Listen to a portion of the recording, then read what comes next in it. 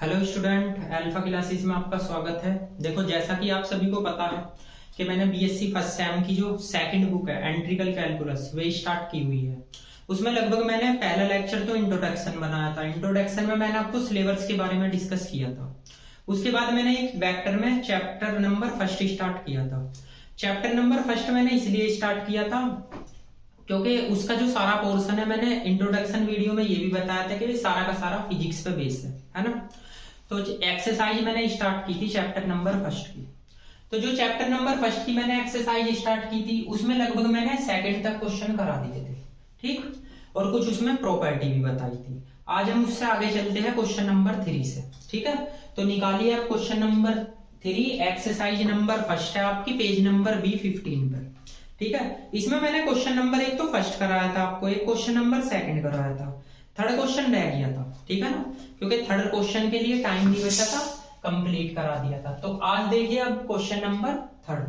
तो देखो, question number third भी कल के मेथड के जैसा ही है, जैसा मैंने इससे पहली वीडियो में बताया था ना, तो ऐसे ही आपको क्वेश्चन नंबर थर्ड भी करना है जैसे सेकंड किया था।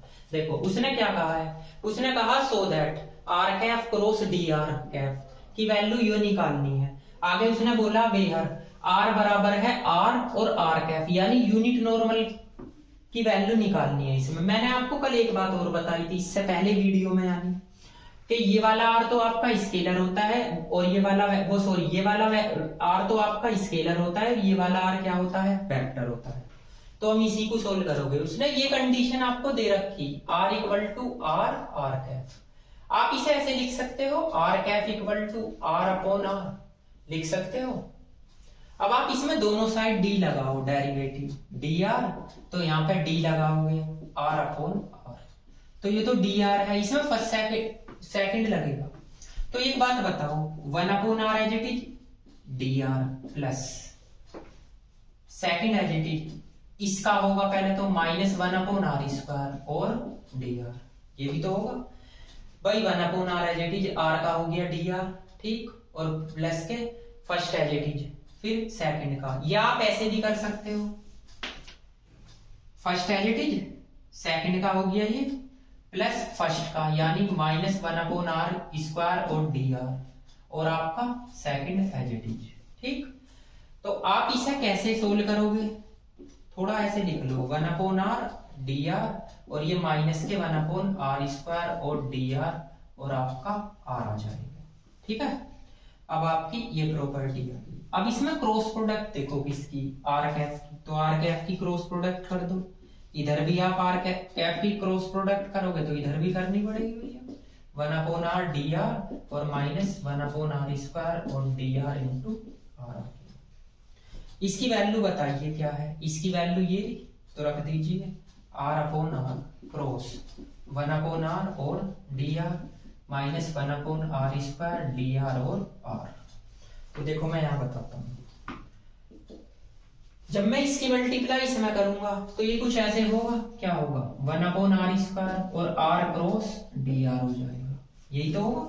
तो इसकी मल्टीप्लाई इसमें करो, इसकी क्रॉस प्रोडक्ट, और इसकी मल्टीप्लाई इसके साथ भी तो होगी, तो क्या हो जाएगा, -1 अपॉन आर की पावर 3 डी आर, और इसे लिख लो आर क्रॉस आर, ऐसे लिख लो, ठीक है भाई। इसकी क्रॉस प्रोडक्ट इनके साथ भी तो होगी, तो आर क्रॉस आर। अब देखो ये तो दो सेम वेक्टर है, इनका मान 0 हो जाएगा, तो ये तो सारा 0, तो बचा क्या, r cross d are upon are square, ये इसके ही तो इक्वल है, r cap d r cap, तो आर डी आर और आर स्क्वायर, ये आपका रिजल्ट आ गया। और ये कंडीशन भैया आपको गिवन दे रखी है, ये यहां से आर कैफ की वैल्यू निकाल लो और दोनों साइड ऑपरेटर डी लगा दो, डी का मतलब डेरिवेटिव, क्योंकि दोनों ही आपके फंक्शन है। देखो इसमें फर्स्ट सेकंड लगना है भैया, 1 upon r as it is are का डी आर, फिर आर एज इट इज वो उसका 1 अपॉन आर का करो पहले तो, -1 अपॉन आर स्क्वायर, फिर आर का डी आर और यो फिर टर्म एज इट इज। फिर आप इसमें क्रॉस प्रोडक्ट करो किसकी, आर की, पता कैसे चलेगा, ये कर रखी, अगर इधर करोगे तो इधर भी, तो यहाँ पे वैल्यू रखनी, ये वाली वैल्यू उठाओ यहाँ पे रख दो। अब इसकी क्रॉस प्रोडक्ट इसके साथ भी करो, इसकी इसके साथ, तो देखो ये दो सेम वेक्टर हो जाएंगे, इसका मान 0, तो आंसर आ जाएगा। अब इसको नोट कीजिए, इसके बाद नेक्स्ट क्वेश्चन कराते हैं।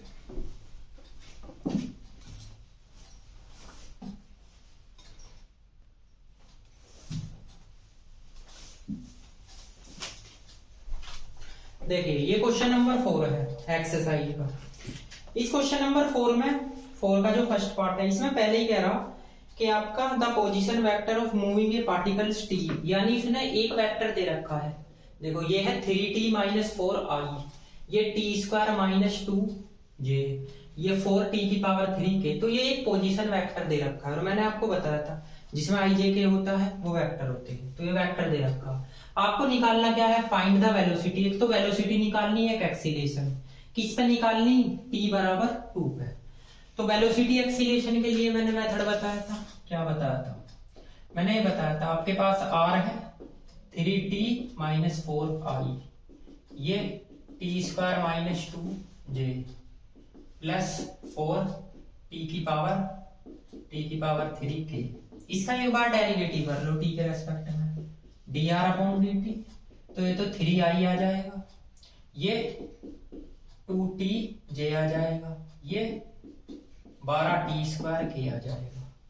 ये तो वेलोसिटी आ गई 3i और प्लस के 2tj और यहाँ पे 12t²। लेकिन उसने कहा है t बराबर 2 भी तो रखना, तो t बराबर 2 पे वेलोसिटी क्या है 3i, यहाँ पे आप 2 रखो तो प्लस के 4j, यहाँ पे आप 2 रखो तो 4 हो जाएगा, तो 12 चौक 48k। तो ये तो वेलोसिटी का मान आ गया। अब आप इसका एक बार और डेरिवेटिव कर दो, तो जब एक बार और डेरिवेटिव करोगे t के रेस्पेक्ट में, तो इसमें तो t है नहीं 0, इसका क्या होगा 2j आ जाएगा, इसका 24tk आ गया। अब ये एक्सीलरेशन आ गया 2j और प्लस के 24tk। इसे भी आप लिख सकते हो एट t बराबर 2 रख दो, तो t बराबर 2 पे आपका ये 2j है, इसमें रखोगे तो ये 24 दूनी 48k आ जाएगा। ठीक है, इसमें यहाँ 2 रखोगे जैसे आपने इसमें रखा था 4 12 चौक 48, ये भी। तो आपके 2 आंसर आ गए इसके, एक तो ये वाला और एक ये वाला, क्योंकि आपसे एक तो वेलोसिटी पूछ रहा था, वेलोसिटी आपकी ये रही, और एक एक्सीलरेशन पूछ रहा था। इसके बाद इसमें एक क्वेश्चन है नेक्स्ट, देखो ये आपका इसमें क्वेश्चन नंबर 4 का सेकंड ही दे रखा भैया। तो r = t की पावर 3i है और यहाँ पे 2t की पावर 3 माइनस के 1/5t², ये हो गया j के। इसमें कह नहीं रखा, उसने कहा सो दैट आपको सिद्ध करना है, क्या सिद्ध करना है, r क्रॉस dr/dt की वैल्यू k कैप आएगी, बस ये सिद्ध करना है, या k आएगी। ठीक है, तो सबसे पहले तो इसकी वैल्यू निकालो, तो dr/dt t के रेस्पेक्ट में डेरिवेटिव कर दीजिए, 3t² i आ गया, इसका करो 6t², इसका करोगे तो ये आपका 5 वो 2/5 क्या होगा t की पावर 3 j हो जाएगा। ठीक है ना, ये j है आपका, j हो जाएगा। ठीक, ये ऊपर जाएगा, x की पावर n का फॉर्मूला लगेगा। अब उसने क्या बोल रहा है, उसने बोल रहा है r क्रॉस dr/dt की वैल्यू। तो डिटर्मिनेट बनाओगे, यहाँ लिखोगे i, यहाँ लिखोगे j, यहाँ लिखोगे k। ठीक है ना, i j k j। तो इसके देखो r के i j k के कोफिशिएंट, i का ये है, j का क्या है 2, t की पावर 3 1/5t², k का है नहीं 0 लिख दो।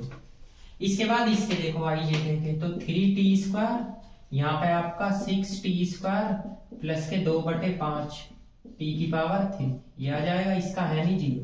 अब इसे सोल्व करनी बताई थी, देखो i, आप इसे बंद करोगे तो इसकी मल्टीप्लाई करोगे तो 0 - 0 ही आएगा j, ये भी 0 - 0 ही आएगा, बस k वाला बचेगा, इसे बंद करोगे, इसकी मल्टीप्लाई इसमें करो तो ये कितना होगा 6t की पावर 5 प्लस 2/5 t की पावर 3 माइनस ये t है आपका t की पावर 3 माइनस, अब इसकी इसमें करो तो ये होगा 6t की पावर 5 और माइनस माइनस प्लस, ये होगा 3/5 t², वो हाँ 3/5। एक सेकंड दोबारा बता दूं आपको, थोड़ा मिस्टेक हो गया आपको, देखो यहाँ से तो प्लस, यहाँ से लिखोगे k, तो कहिए जी इसे बंद करोगे, इसकी मल्टीप्लाई करो पहले इसमें, तो 6t की पावर 5 आ गया प्लस 2/5। अगर मैं इसमें इसकी मल्टीप्लाई करूंगा तो t की पावर 3 से t की पावर 3 कैंसिल, क्योंकि ये तो ऊपर आएगा, ठीक, माइनस। अब इसकी मल्टीप्लाई इसमें करो तो ये क्या हो जाएगा 6 t की पावर 5 और माइनस माइनस प्लस। भाई देखो इसके बीच में माइनस है, बीच में माइनस आएगा तो प्लस, तो ये बचेगा 3/5 केवल, क्योंकि इस टी स्क्वायर से ये टी स्क्वायर कैंसिल। अब ये सारा जीरो, इससे कैंसिल कर दो, इसका एलसीएम लोगे 5, 3 और 2 5, तो क्या बच गया भैया, के ही तो बच गया, r cross d are upon D t. ठीक, तो के लिख लो या के कैप लिख लो, मर्जी है आपकी। तो इसका 4 का सेकंड पार्ट था, ये भी मैंने करा दिया।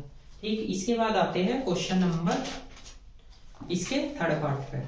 देखो थर्ड पार्ट में तो कुछ ऐसा खास नहीं है, थर्ड पार्ट तो आप कर ही सकते हो, सेम ऐसे ही है।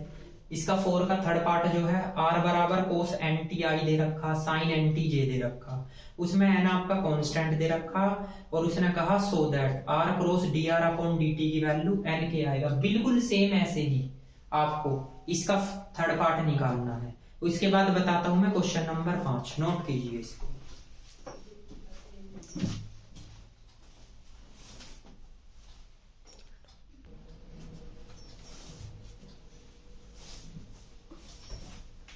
देखिए क्वेश्चन नंबर 5, यही है क्वेश्चन नंबर 5। उसने पहले ही कंडीशन दे दी, और उसने ये भी बोल रखा कि ए और बी, इसके अंदर ए जो बी है ना वे कांस्टेंट वेक्टर्स है। पहले ही बोलते देखो वेक्टर है, मैंने आपको बताया था कि वेक्टर को वेक्टर ही बोलेगा और स्केलर को स्केलर, या आई जे के लिख के देखो। आर इक्वल टू साइन, ये हाइपरबोलिक टी है A, plus cos hyperbolic T B. ठीक, उसने पहले ही कहा ये जो a और b है ना, ये दोनों वेक्टर है, यानी a तो i का काम कर रहा, b j का काम कर रहा। अच्छा भैया इसे साइन हाइपरबोलिक t लिखते हैं, साइन एच टी नहीं बोलते। ठीक, जहां भी आ जाए तो साइन हाइपरबोलिक कोस हाइपरबोलिक। इसमें सीधे क्या करना है, सो दैट ये निकालना, 2 बार डेरिवेटिव करो, वापस से r की वैल्यू बन जाएगी, तो कर दो D R upon D T. तो ये क्या आ जाएगा आपका, ये कोस हाइपरबोलिक टी ए, ये साइन हाइपरबोलिक टी बी। अब देखो इसका डेरिवेटिव माइनस का नहीं होता, पॉजिटिव होता है हाइपरबोलिक का। ये कोस हाइपरबोलिक है ना, तो अगर कोस टी होता तो उसका लिखते माइनस साइन टी। तो हाइपरबोलिक में डेरिवेटिव पॉजिटिव होता है। एक बार और डेरिवेटिव कर दो, तो जब एक बार और डेरिवेटिव करोगे तो यहाँ पे क्या आएगा, साइन हाइपरबोलिक टी ए, यहाँ पे कोस हाइपरबोलिक टी। अब आपको पता ही चल गया किसकी वैल्यू आ गई, तो किसकी वैल्यू आ गई, ये आ गई यार की। लो देखो इतना सिंपल क्वेश्चन है, एक बस डेरिवेटिव ही तो करना।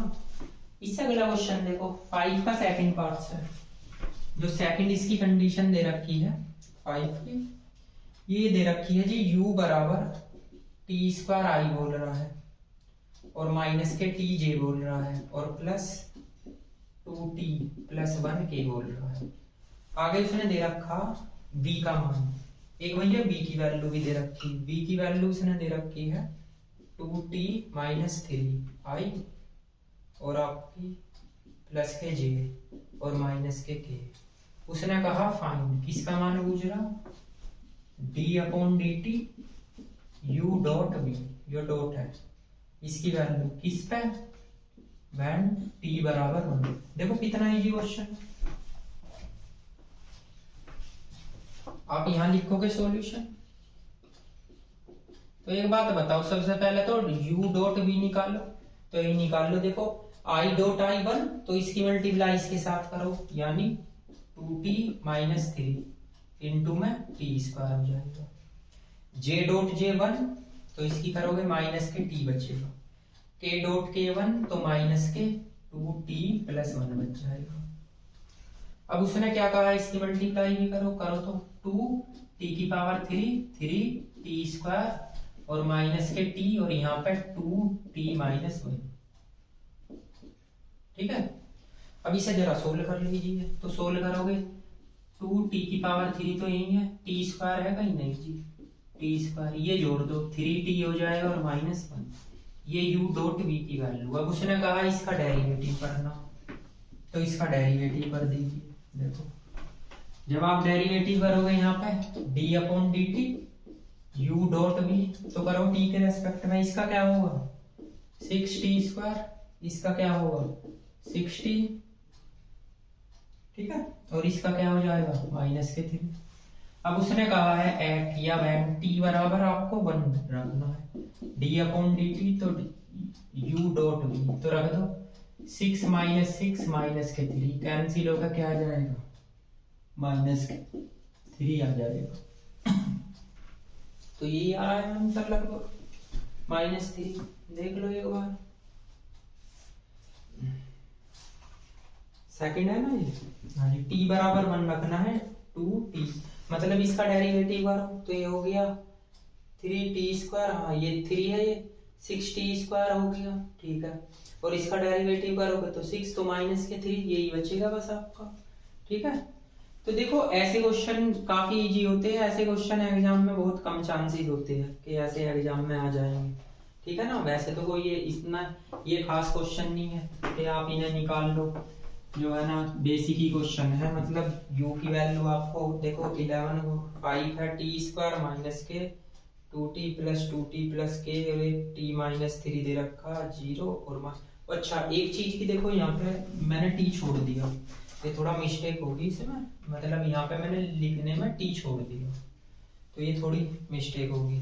जैसे i.i है ये 1 हो गया है ना, और यहाँ पे j.j है ये भी आपका t हो गया, इसमें आप केवल t की मल्टीप्लाई और कर लेना, बस इतना होगा। तो यहाँ पे क्या हो जाएगा t², यहाँ से हो गया आपका t, तो यहाँ से आप फिर देखिए इसमें t² मतलब ये हो गया आपका, तो ये इसे ऐड कर लो।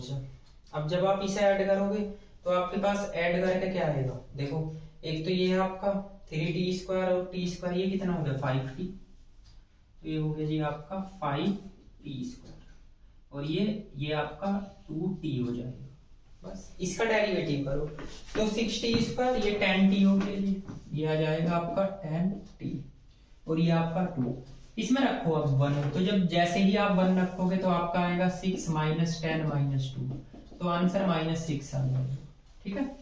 तो देख लिया करो क्वेश्चन को, मैंने उतारने में थोड़ा क्वेश्चन मिस्टेक कर दिया, करने में नहीं उतारने में, यहाँ t k नहीं लिखा k लिख दिया, ठीक, तो हो जाती है गलती, ऐसी कोई ऐसी बात नहीं है। तो उतारने में थोड़ा एक बार क्वेश्चन को चेक कर लिया करो। इसके बाद इसमें आते हैं क्वेश्चन नंबर 1 दे रखा है इसमें 6, चलो 6 भी बता दो, यहीं पे आ जाएगा। देखो क्वेश्चन नंबर 6, क्वेश्चन नंबर 6 में बोल रहा r = e⁻nt प्लस e⁻−nt, एक तो दे रखा है e⁻nt a plus e⁻−nt b, ये दे रखा। उसने बोला a और b आपके कांस्टेंट वेक्टर है, आपको सिद्ध क्या करना है, आपको ये सिद्ध करना है सो दैट d²r और dt² -n²r = 0, ये सिद्ध करना है। तो देखो ये भी निकल जाए, इसका बस सिंपल 2 बार डेरिवेटिव कर लीजिए आप। तो एक बार करोगे dr/dt, तो ये क्या आएगा n a e⁻nt, yo -n b e⁻−nt, यही तो आएगा t के रेस्पेक्ट में। एक बार और डेरिवेटिव कर लीजिए, तो d²r और dt², ये हो जाएगा n² a e⁻nt, ये माइनस का n यानी प्लस n² b e⁻−nt, क्योंकि इसी का तो होगा e⁻nt का e⁻nt इंटू में -n, तो ये माइनस प्लस हो जाएगा, n² कॉमन ले लो, तो यहाँ से n² कॉमन लोगे तो a e⁻nt और प्लस के b e⁻−nt, ये आप सभी को पता है किसकी वैल्यू है, ये है आपकी r की, तो इसे लिख सकते हो √r और dt², ये हो गया n²r, ये इसकी वैल्यू है, ठीक, ये n² है। तो यही आपको सिद्ध करना था क्वेश्चन नंबर 6 में, ठीक, इसे नोट कीजिए, उसके बाद 6 का सेकंड पार्ट कराता हूं, नोट कीजिए इन सब।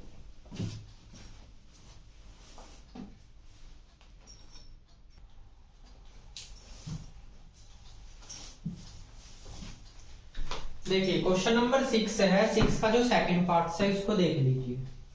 ये जो क्वेश्चन नंबर 6 है इसके सेकंड पार्ट्स में क्या बोल रहा है, r की वैल्यू दे रखी a e⁻mt b e⁻nt, आगे उसने क्या बोला है a और b आपके कांस्टेंट वेक्टर है, यानी a तो i का काम कर रहा है, b j का काम कर रहा है, सो दैट सबसे पहले तो आपको ये कंडीशन निकालनी है कि इसकी वैल्यू 0 के इक्वल है। आगे क्या बोल रहा, एंड आपको सोल्व करनी है इक्वेशन।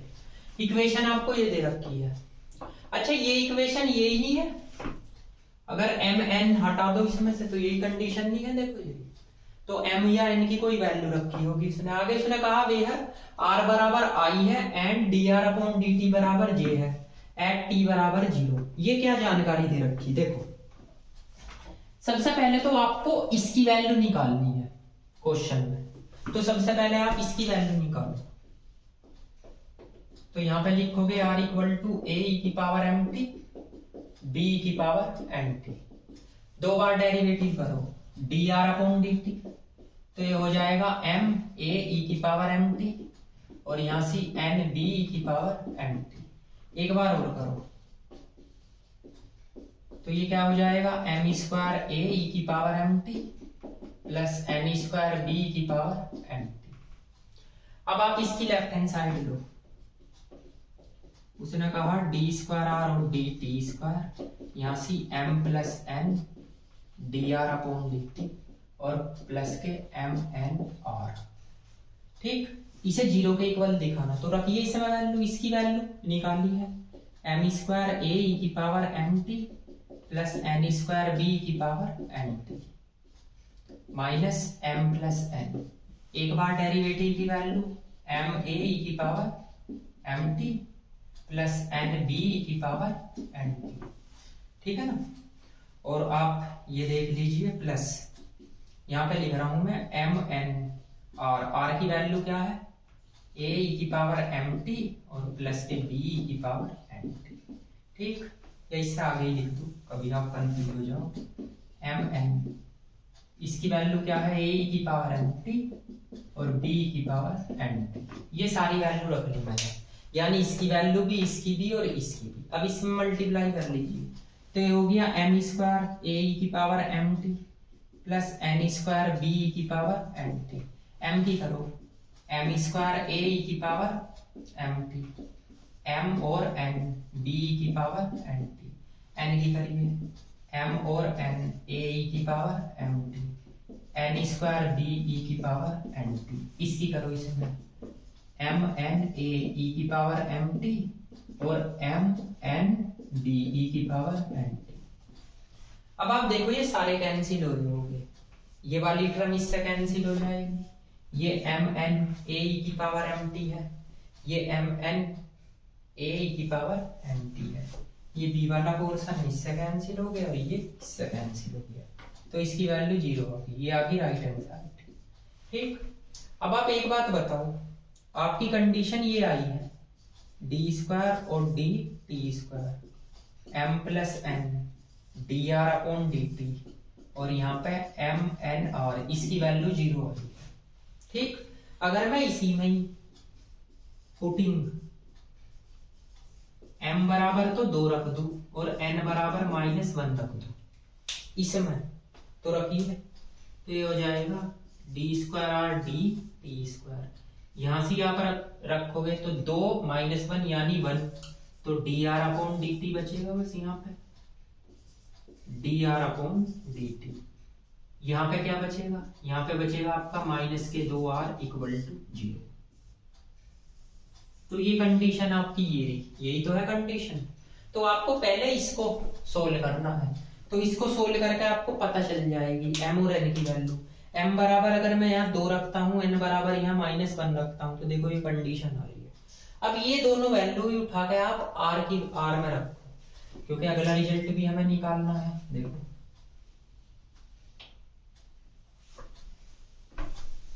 उसने कहा इसे सोल्व भी करनी है।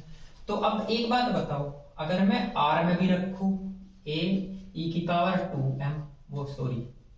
2t और प्लस के b e की पावर -t, अब आपकी इक्वेशन नंबर फर्स्ट ये बनेगी। ये वाली वैल्यू आपने इसमें रखी है, ठीक, और यही वाली वैल्यू आप इसमें रखोगे उठा कर, ठीक है ना।